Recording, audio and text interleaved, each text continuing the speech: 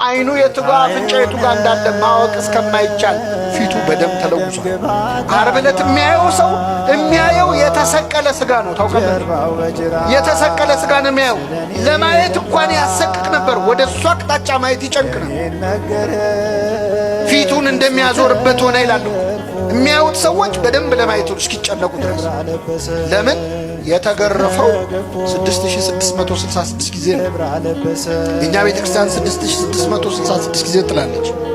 ቅዱስ ኤፍሬም ሶርያዊ ግርፋቱን መቁጠር እንችላለን፣ ህመሙን ግን መቁጠር አይቻልም ይላል። ምን ያህል እንዳመመው መቁጠር አይቻልም።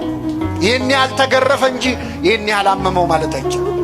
የተገረፈው እኛ ለቡሄ በምናጮኸው ጅራፍ ይመስላችኋል? አይደለም። ሮማውያን ጆሲፈስ ፍላቪየስ የሚባለው የሮማውያን ታሪክ ጸሐፊ ሮማውያን የሚገርፉት በብረት ቁርጥራጭ ነው ይላል። በተቆራረጠ ብረት በሚስማርና በሾሎ አጥንቶች። ስለዚህ አንድ ሰው ሲገረፍ ስጋው ላይ ያ ሚስማር ይሰካል፣ ያ አጥንት ይሰካል እና ሲያነሱት ስጋውን እየነጨ ነው የሚነሱ እና አንዳንዴ እንደው በጣም ብዙ ስጋ ይነጭና አራግፈው ነው ቀጥሎ የሚገርፉት። የለበሰው ልብስ እኮ በደም ቀይ ነበር። ቀሚስ ለምን ቀላ? ነቢዩ ኢሳይያስ ቀድሞ አይቶት ከሩቅ እኮ ነው። ቀሚስ ለምን ቀላ?